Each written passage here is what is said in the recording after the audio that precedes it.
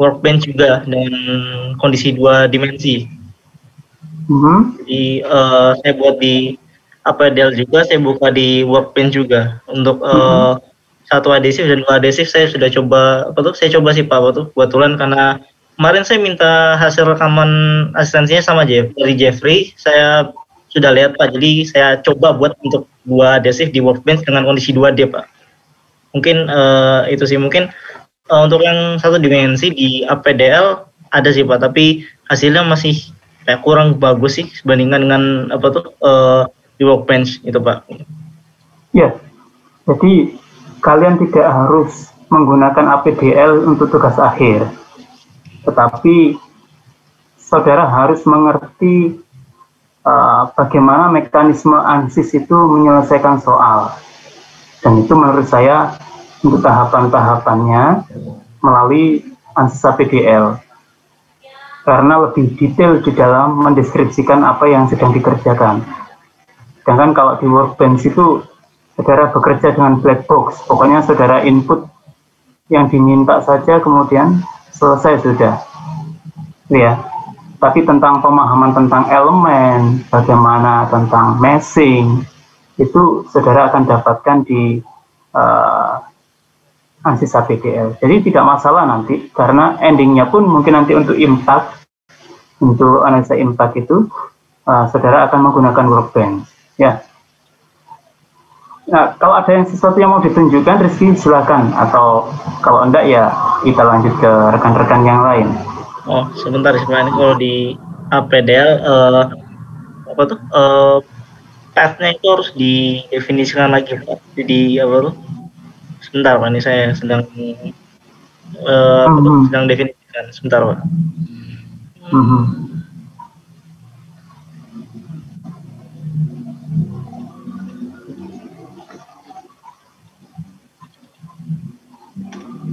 Saya akan share screen bisa Pak untuk saya? Bisa, kamu sudah jadi co-host.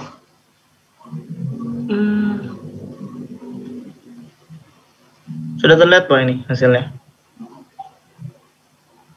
Ya. Ini saya lupa sini yang dari kanan atau dari kiri Pak, saya lupa ini. Jadi yang untuk gambarnya itu, ini grafiknya Pak, untuk gambarnya itu sebentar.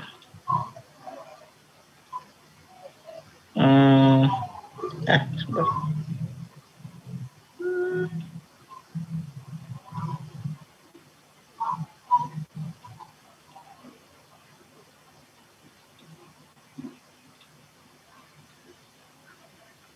Oh, sudah terlihat Pak di sini? Sudah. Ya, jadi batas begini Pak, mungkin soalnya dari APDL yang saya masih agak sulit itu Pak, mungkin pemilihan materialnya. Soalnya pas saya pilih di sini itu material itu agak susah untuk membedakannya Pak. Jadi adhesif dengan materialnya ini agak susah untuk dibedakan. Jadi kesulitannya di sana sih Pak. Jadi saya coba lagi di workbench sebagai pembanding aja sebenarnya. Ya. Oke. Tidak masalah. Sudah, itu saja? Itu sih Pak. Apa mau saya tunjukkan yang di workbench juga Pak mungkin? Oh, silakan. Oh, sebentar ya.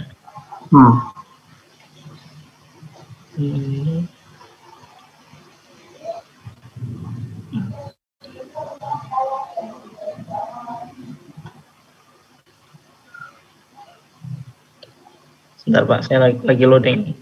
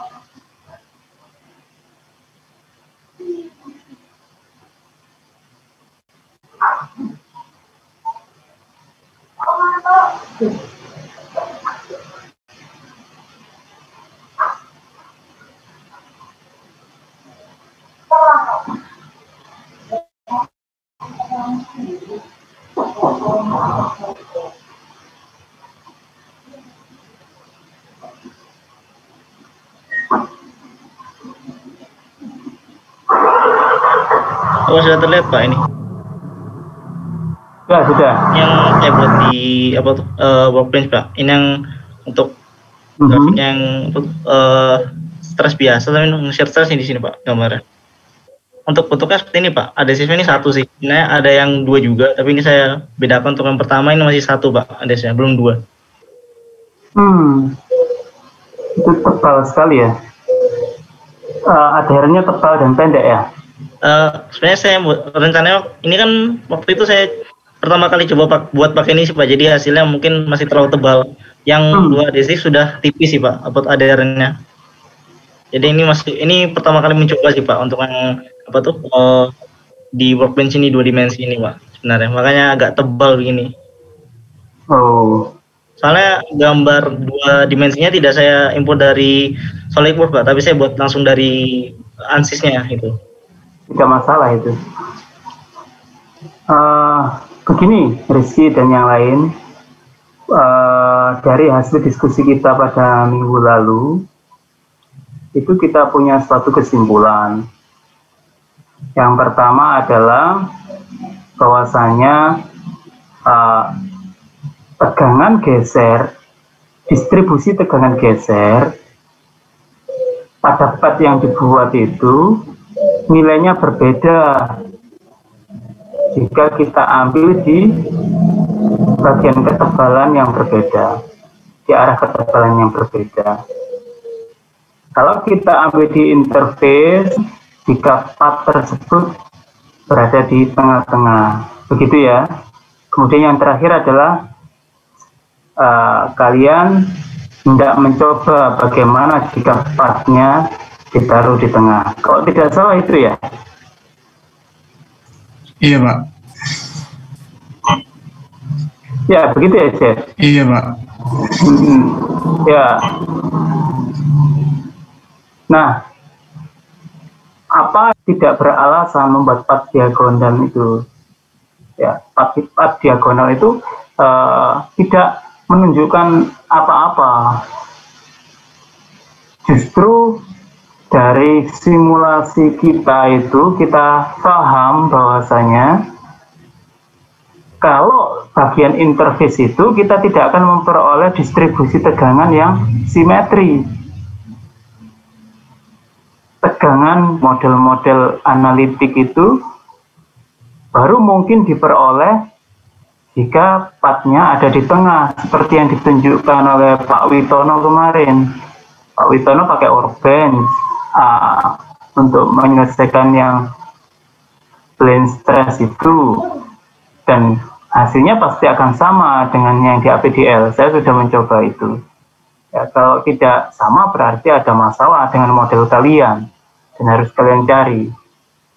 Ya. Jadi untuk membandingkan dengan Volkersin berdasarkan hasil simulasinya Pak Witono, kita membandingkannya itu pada bagian middle layer dari adhesif, bukan yang interface. Tetapi kalau kita bandingkan bagian middle dengan interface itu, maka yang paling kritis, seperti yang ditunjukkan gambar di sini juga, yang paling kritis adalah pada bagian interface di ujung sambungan.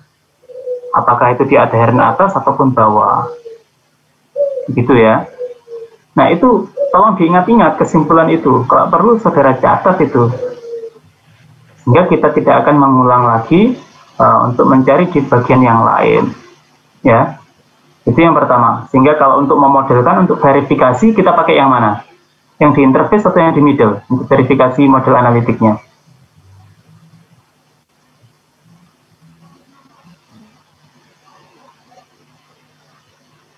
Halo? Untuk verifikasinya yang middle, Pak. Ya. Seperti itu, Rafli. Jadi untuk verifikasi, jika dibandingkan dengan yang model analitik, maka kita pakai yang middle layer itu. Tetapi untuk analisa kegagalan nanti, verifikasi model itu kan hanya untuk menjustifikasi model kita sudah benar atau tidak gitu ya. Kalau sudah benar, maka yang dianalisa bukan yang di bagian middle itu, karena kerusakan tidak diinisiasi dari bagian tengah, tetapi dari bagian interface. Ya, itu ya. Itu yang untuk shear stress. Nah, bagaimana dengan peel stress? Distribusi tegangan normal ke arah sumbu Y.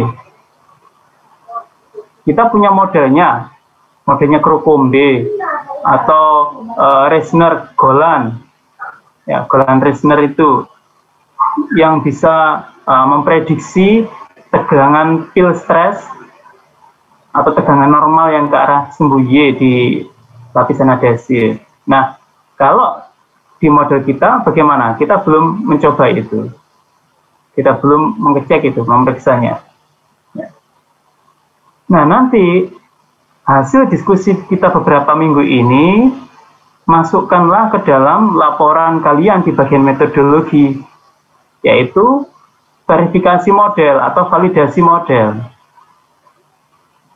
Jadi langsung nulis kalian tahapan pemodelan finite element, tulis sesuai runutan yang ada di ANSYS APDL itu, mulai dari memilih jenis analisanya apa, statik atau dinamik, ya. Kemudian memilih model elemennya, elemen apa yang dipilih, kemudian model materialnya, propertiesnya bagaimana, dianggap isotropi atau tidak. Semua itu kalian tulis di bagian metodologi, sambil ngerjakan, sambil ditulis. Nanti kalau ada perubahan, ya langsung diganti gitu saja, nggak usah nunggu di akhir, nggak akan selesai kalian. Ya, sampai dapat hasil. Kemudian hasil itu dibandingkan dengan model analitik. Maka jadilah sudah bab 3 itu sebagian. Nah, kita tinggal mengerjakan yang untuk impactnya, yang untuk modifikasi adhesifnya itu. Nah, dengan cara itu kita akan cepat untuk membuat laporan untuk proposal tugas akhir kalian. Kita kan punya target nih, ANSYS ini tidak boleh berlama-lama, paling tidak 2 bulan lah ya, untuk familiar. Sisanya kalian sudah jalan sendiri-sendiri kan, itu kan diskusi kita pada awal-awal dulu. Kalau enggak akan selesai kalian, susah untuk nulisnya nanti. Sambil mempertajam tujuan penelitian, kemudian studi literatur, gitu. Paham ya yang saya maksud ya? Paham, Pak. Baik. Baik, oke. Terkait dengan yang tadi part yang di middle sama di interface, apakah kalian sudah mencoba? Kemarin Rafli mau mencoba katanya, ya Raf? Sudah dapat, Raf? Untuk yang rivet itu Pak, saya udah di Workbench itu saya coba 1 rivet sama 2 rivet. Ya. Kemudian saya untuk coba di APDL, tapi saya agak bermasalah Pak. Jadi mungkin saat saya membuat modelnya itu, jadi ada double kayak garis yang berhimpitan seperti itu Pak. Oh, terus? Ya, terus pas saya udah sampai solve gitu Pak, dia ada masalah. Ketika membuat model geometrinya masih pakai yang 2 dimensi ya, Rafli? Iya, pakai 2 dimensi Pak. Pakai 2 dimensi. Terus kemudian yang untuk risetnya itu kamu gambar kotak di APDL? Nah, awalnya itu kan saya gambar kotak kayak per aderen itu kotak, terus adhesif kotak, aderen kotak lagi. Mungkin masalahnya di situ kali Pak. Jadi mungkin ke depannya saya satuin gitu. Sudah kamu glue belum? Sudah saya glue Pak. Semuanya? Iya, udah saya glue. Oh, warningnya apa? Pas saya pencet solve terus ada tulisan there is at least one small equation solver pivot term, seperti itu Pak.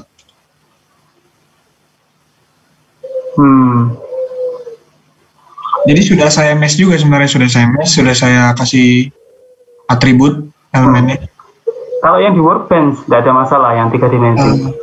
Udah Pak, yang di Workbench sudah saya bandingkan juga dengan yang yang tidak hybrid yang biasa seperti itu. Oke, ada hasilnya yang bisa ditunjukkan Rafli?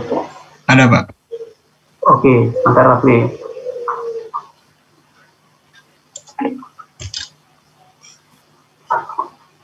Silakan Rafli. Ya, saya yang di Workbench dulu Pak. Iya, enggak apa-apa.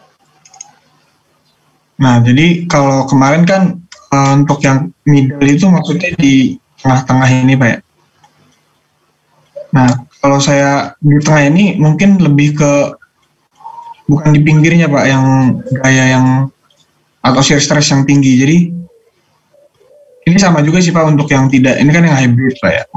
Ini yang yang ada. Bentar, saya kehilangan arah. Oke, ini sudah hybrid ya? Ya, ini udah hybrid Pak. Ini hybrid. Kalau yang belum hybrid ada juga? Ada Pak, yang adhesif saja atau butt joint saja, apa? Pakai rivet saja ada? Kalau rivet saja sih nggak ada sih Pak. Adanya adhesif saja atau hybrid joint Pak. Kalau pertama sih, kalau yang adhesif, masalah tentang simetri atau tidak sudah selesai atau belum? Adhesif saja. Untuk adhesif saja itu kalau dari ujung kiri ke ujung kanan itu di bagian misalnya di bagian bawah gitu Pak atau bagian atas itu tidak simetri Pak. Kalau dari yang tengah. Nah, kalau yang tengah itu hasilnya seperti ini. Nah, hasilnya seperti ini Pak. Kalau di tengah-tengah.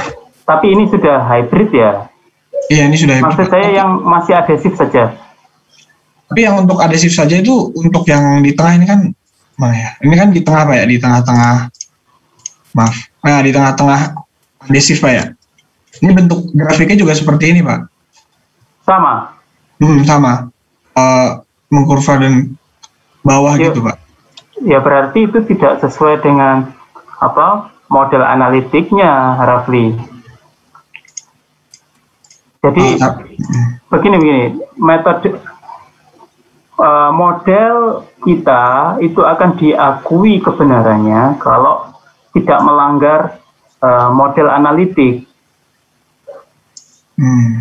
Ya kan, seperti yang diperoleh Pak Witono itu sudah benar itu, membuat kurva lengkung, parabolik, dan simetri, dan itu diperoleh di bagian tengah adhesif. Artinya modelnya Pak Witono itu sudah benar. Nah, kalau kita belum mendapatkan itu, maka model kita yang tidak benar, ada masalah dengan model kita. Ya. Nah, terkait untuk modelmu ini, Rafli, coba tanpa rivet dulu, kemudian cek di middle layer, karena modelmu 3 dimensi, middle layernya itu harus ada di tengah-tengah sambungan yang ke arah lebarnya itu. Jadi di tengah-tengah arah ketebalan juga tengah-tengah arah lebar. Jadi pas di tengah. Ya. Kalau yang tengah lebar dan tengah adhesif itu seperti ini juga Pak. Karena pas di rivetnya seperti itu Pak. Ya, kan ini ada rivetnya. Kalau ada rivetnya kita tidak bisa memvalidasi model karena kita belum punya datanya. Belum punya model analitiknya. Kita tidak bisa tiba-tiba ke sini sebelum memastikan bahwasanya model kita itu benar. Nah, cara untuk menentukan model kita benar itu dihapus dulu rivetnya, kemudian cari distribusi tegangannya, bandingkan dengan model analitik. Maka itu cara validasi yang benar. Baru setelah model full adhesif itu benar, kamu tambahkan rivet tidak masalah karena modelnya sudah benar, gitu loh, Raf. Iya Pak. Ya kan? Ya. Nah, memang secara hipotesa, kalau kita membuat lubang pada plat, itu kita akan menciptakan atau menginisiasi munculnya konsentrasi tegangan di daerah sekitar lubang itu, ya di daerah rivet itu. Kalau pada platnya ya, kalau dilihat pada platnya. Nah, adhesif mungkin akan mengalami hal yang sama karena dia akan bertabrakan dengan rivet itu. Ya, kalau di sini yang tampak itu kan bukan tegangan di adhesifnya, kalau di tengah-tengah itu kan tegangan rivetnya, ya kan? Iya Pak, di rivetnya. Tegangan rivetnya. Jadi mestinya part yang di tengah itu berhenti sebelum menyentuh rivet. Berarti benar-benar menunjukkan distribusi tegangan pada adhesif, atau cara membaca grafikmu itu bagian yang yang segitiga itu tidak dibaca karena bagian yang segitiga itu miliknya rivet. Iya Pak. Sedangkan tegangan yang di samping-samping yang lebih rendah itu miliknya adhesif. Nah, untuk roughly kamu harus memverifikasi 2 kali. Yang pertama adalah sambungan full adhesif saja bandingkan dengan Volkersin. Ya. Kemudian yang kedua adalah rivet saja bandingkan dengan hitungan di elemen mesin. Iya Pak. Ya kan, di elemen mesin itu kan ada perhitungan berapa tegangan geser yang terjadi pada rivet. Ya. Iya Pak. Kemudian berapa tegangan bearing yang terjadi pada plat, berapa tegangan tarik yang terjadi pada plat. Untuk satu rivet saja, kamu verifikasi untuk satu rivet saja agar hitungannya mudah. Setelah kamu membandingkan 2 tadi, yang adhesif sendiri, rivet sendiri, baru kamu masuk ke analisa hybrid itu. Iya. Sehingga akan tampak perbedaannya nanti kalau dipasang ketiga kurva itu, kondisi itu untuk gambaran distribusi tegangan gesernya, masing-masing karakteristiknya akan kelihatan. Baru kita bisa bilang, oh ini lebih baik daripada ini, gitu ya. Iya Pak. Bisa membandingkan. Begitu Rafli. Iya. Pak, pakai 3 dimensi nggak apa-apa, pakai 2 dimensi juga nggak masalah Rafli. Tapi kalau 2 dimensi untuk rivet, kalau ada rivetnya jadi agak susah. Ya. Iya. Saya ingin tanya lagi Pak untuk ini. Ya. Apa? Jadi ini kan saya tegangan pada ujung interface ini Pak ya, ujung rivet ujung adhesif. Nah ini kan hasilnya seperti ini Pak. Ya. Nah, semakin paling ujung itu ini kan bagian bawah. Nah, tapi pas misalnya waktu itu Bapak pernah ngasih saran kalau misalnya ini sampai ke tengah dan digabung antara atasnya itu Pak. Jadi dia enggak perlu itu, enggak perlu karena memang faktanya di interface itu berbeda dengan di middle layer. Makanya saya bilang tadi di awal, kesimpulan meeting kita minggu lalu itu adalah kalau mau memverifikasi menggunakan modelnya Volkersin, maka kita pakai yang middle layer. Kenapa? Karena Volkersin tidak memperhatikan variasi tegangan ke arah tebal adhesif. Dia hanya menganggap adhesif itu sebagai sebuah garis di dalam modelnya itu. Sehingga tidak ada variasi tegangan ke arah ketebalan. Dianggap sama. Di titik interface atas, di tengah, interface bawah dianggap sama semua. Nah itu tidak akan terjadi di model finite element. Karena di finite element dia menghitung di node-node.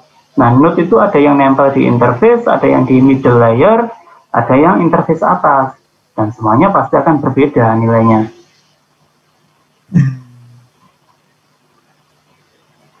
Ya, jadi memverifikasinya memang di middle layer, tidak di interface. Tetapi untuk analisa kegagalan kita pakai yang di interface. Oh iya. Jelas ya semuanya ya, ngerti ya strategi untuk menjelaskan model secara ilmiah. Nah kalian buat catatan itu dan berikan keterangan-keterangan tadi di dalam tugas akhir kalian, karena itu penting sebagai guidance juga untuk yang mereview. Karena pasti akan jadi pertanyaan, karena nanti akan membandingkan juga, sama seperti saya bertanya kepada kalian itu.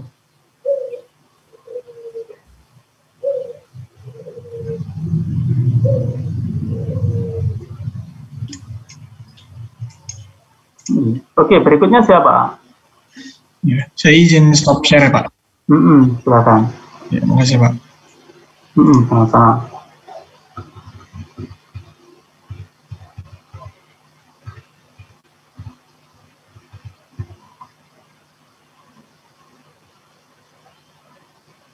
Berikutnya siapa?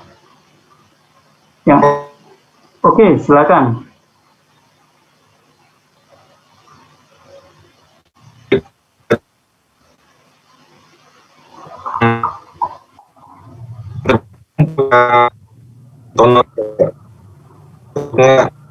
Menurut naik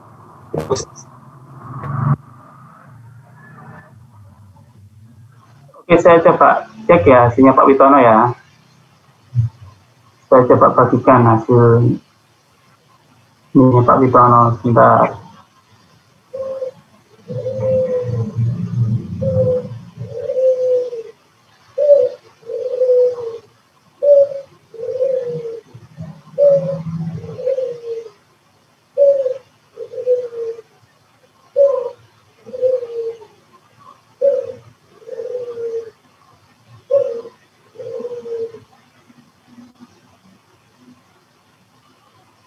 Ya, ini model 2 dimensi atau plane stress yang dibuat Pak Witono.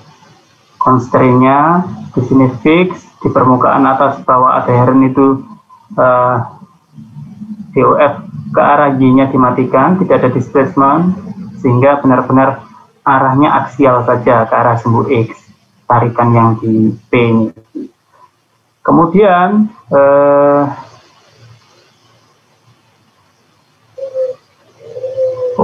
maaf, nanti kita ulangi lagi izinnya. Oke. Kemudian diperoleh hasil seperti ini, hasil simulasinya.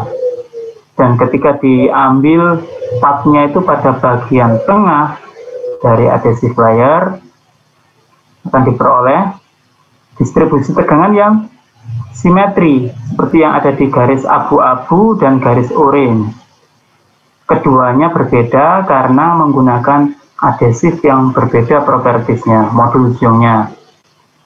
Yang abu-abu itu adhesif yang lebih tinggi modul zoomnya. Ya, artinya lebih stiff, lebih kaku. Makanya tegangan, konsentrasi tegangan terjadi di ujung juga lebih besar. Ya, begitu Jeff. Nah, ini bisa dibandingkan dengan Voltersin, Jeff. Kurvanya.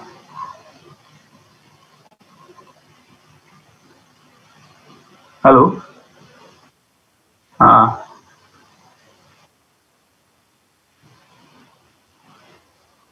Oke, bisa ditunjukkan, Jeff, hasilnya, Jeff.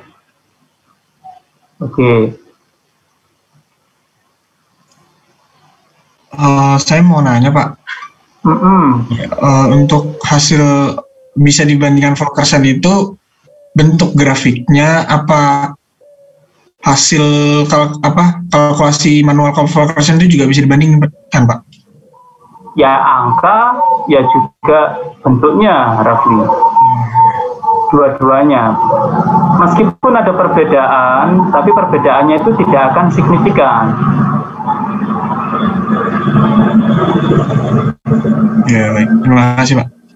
Ya. Oke. Ini Jeffrey ya. Ini sudah pakai biadhesif dah, Jeff. Kenapa? Ya, Ini sudah diambil di bagian middle layer, distribusi tegangannya.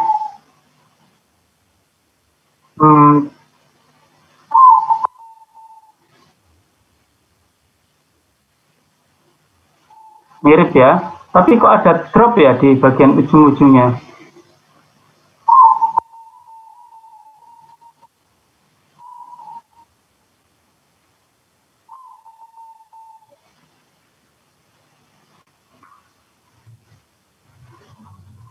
Oh, enggak, kalau single adhesif kamu ada, mestinya drop juga itu kalau bukan saya. Kalau yang single, enggak, ini yang single ya. Oh, coba grafik sebelumnya tadi ada yang drop ya, di atasnya itu. Oh, oke. Iya, kok ada yang drop ya di ujungnya.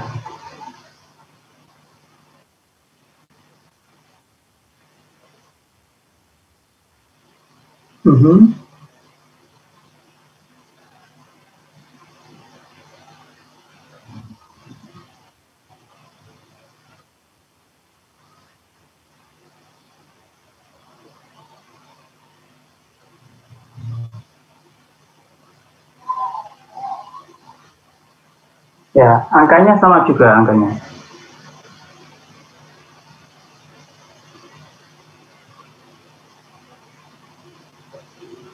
Oh, tapi trennya sama ya. Itu kalau gambarnya bisa dilihat di mana itu? Ya, gambar konturnya, distribusi tegangannya yang di geometrinya. Kalau ini kan grafik. Kalau yang di geometrinya mana sih?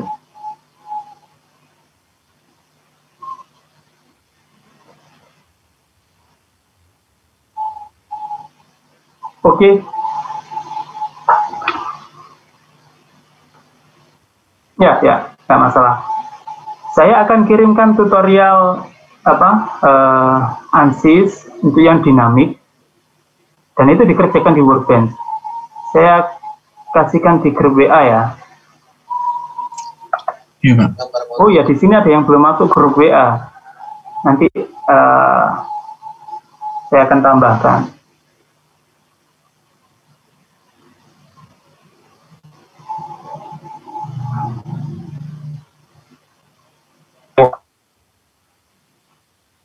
Kenapa?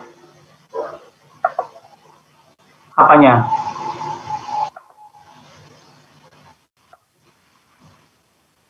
Terserah yang mana.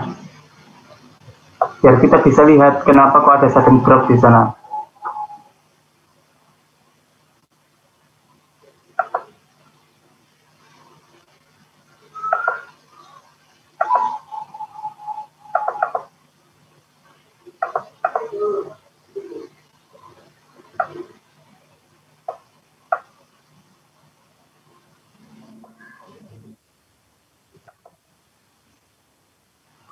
Boleh.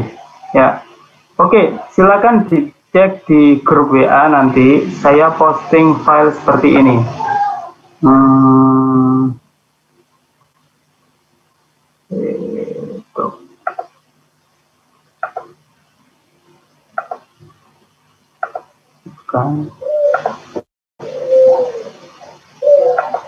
Ada file tutorial dan ada file untuk geometrinya. Jadi kalian nggak usah gambar, langsung coba ikuti materialnya itu, tutorialnya itu, kemudian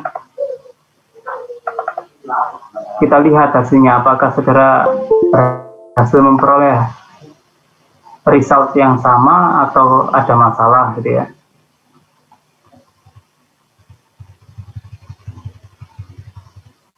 Jadi tutorial yang saya berikan seperti ini. Ini untuk kasus kaleng yang ditumbuk. Nah, yang kasusnya tria untuk menguji pengaruh adhesif pada distribusi tegangan pada sel baterai, itu tesnya kan mirip seperti ini tria.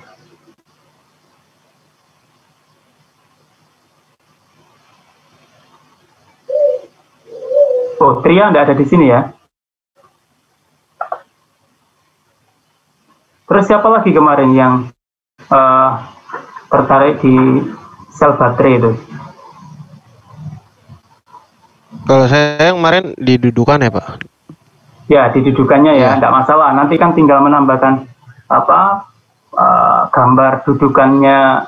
Kalau ini kan ditumpu di landasan rata ya, Varian. Iya Pak. Nah, kamu akan menambahkan mounting gitu ya pada baterai, mountingnya di casing. Nah, itu yang kamu gambar. Nah, simulasinya salah satu caranya dengan model ini. Tria sudah masuk, Tria? Sudah, Pak. Oke. Ya, ini tutorial harus kamu coba, Tria, karena kasusnya mirip dengan topikmu. Tapi ini tanpa adhesif. Ini kaleng aluminium biasa, kaleng soda.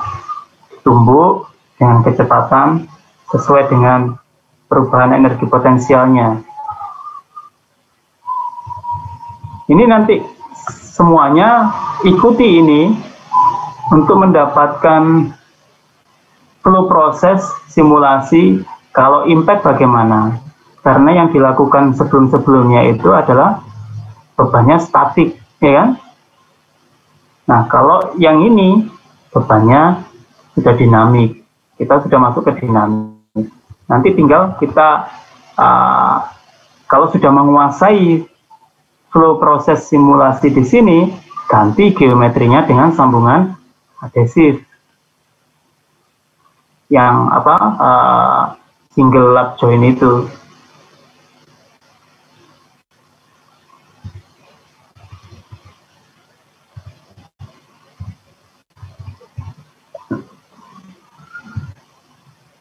Nanti yang akan diamati adalah nilai tegangan dan deformasinya untuk mencari apakah sudah mulai terjadi kerusakan pada struktur. Jika tegangannya melebihi fracture-nya, maka harusnya dia sudah rusak, ada retak di sana. Jika tidak, maka dia terdeformasi plastis. Kalau terdeformasi plastis